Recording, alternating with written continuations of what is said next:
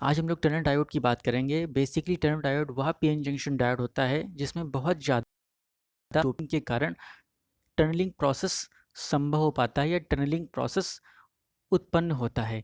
Basically tunnelling होता क्या है, जब भी हम लोग हाई डोपिंग के पीएन जंक्शन का कॉन्सेप्ट बनाते हैं, इससे होता है क्या, पी में मौजूद मेजॉरिटी चार्ज कैरियर होल्स और एन में मौजूद मेजॉरिटी चार्ज कैरियर इलेक्ट्रॉन एक दूसरे की तरफ आकर्षित होते हैं। इस आकर्षण होने के कारण बीच में एक डिप्लीशन लेयर बनती है, या कहें कि इलेक्ट्रॉन और होल पेयर बनने के बाद बीच में बिना मूव करने वाले चार्ज या इमोबाइल चार्ज ही बचते हैं। इस कारण एक डिप्लीशन रीजन बनती है। जो डिप्लीशन रीजन या डिप्लीशन लेयर बनती है वो उस प्रोड्यूसिंग या कहें चार्ज के आदान प्रदान को रोकती है।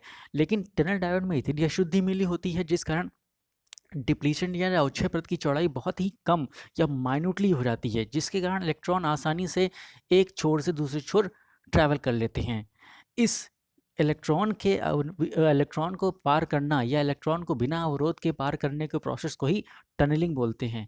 ये इंपॉर्टेंट टर्म है, इसको याद रखिएगा कि डिप्लीशन रीजन के बहुत पतला होने पर जब मेरा इलेक्ट्रॉन आसानी से पार कर लेता है डिप्लीशन रीजन को, तो उस प्रोसेस को टनलिंग बोलते हैं।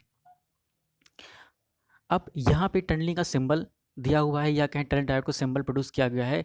इस सिंबल में एनोड है, कैथोड है, फॉर्मेशन बनाया गया है और नीचे टनल डायोड का वी करेक्टरिस्टिक समझाया गया है। इस वी करेक्टरिस्टिक में जो कि वी वर्सेस आई ग्राफ बना हुआ है, इस ग्राफ में हमने देखा है कि फॉरवर्ड बायस में थोड़ी सी भी वोल्टेज के मान में परिवर्तन होने पर यह टनल डायोड जल्दी से करंट को फ्लो करता है, या कहें थोड़ा सा फॉरवर्ड बायस में मान परिवर्तन होगा वोल्टेज का, तब भी ये करंट फ्लो करने लगेगा।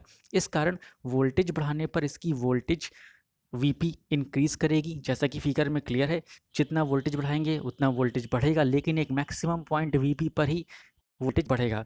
उसके बाद वीपी पर करंट मेरा आईपी फ्लो होगा, जैसा कि करेक्टरिस्टिक में शो हो रहा है। अब यदि वोल्टेज वीपी में अधिक बढ़ाया जाए, अब हम लोग वीपी की वैल्यू से पीक वैल्यू से अधिक वोल्टेज बढ़ाएंगे, इससे होता है क्या है, उस समय करंट के मान में कटौती होगी या करंट का मान मेरा न्यूनतम तक होगा, या कहें उस वैल्यू पर हमारी करंट की वैल्यू कम होगी। जब करंट की वैल्यू कम होगी तो साथ ही साथ हम देख रहे हैं कि एक पॉइंट ऐसा आता है वीवी में हमारी करंट की वैल्यू मिनिमम आईवी रह जाती है। वीवी मतलब कि वैली वोल्टेज और आईवी मतलब कि वैली करंट।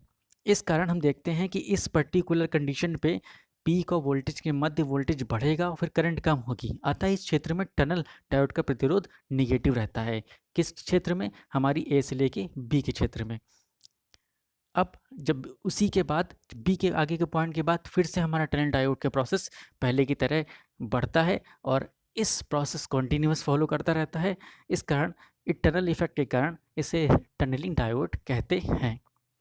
आगे टर्न डायोड का उपयोग माइक्रोवेव ऑसिलेटर में, लॉजिक मेमोरी स्टेज डिवाइसेस में यूज़ करते हैं, कम पावर के एम्पलीफायर में यूज़ करते हैं। जहां मुझे इलेक्ट्रॉन का आदान प्रदान आसानी से चाहिए, उस जगह पे हम लोग टनल का डायोड का यूज़ करते हैं। बेसिकली ये इंपॉर्टेंट टॉपिक है हमारे पॉलिटेक्निक फर्स्ट ईयर के लिए, या कहें हमारी एनालॉग इलेक्ट्रॉनिक्स के लिए। ये पिछले 2 सालों में पूछा भी गया है और छोटा सा टॉपिक है, इम्पॉर्टेंट है। स्टूडेंट्स इसे ज़रूर तैयार कर लीजिए।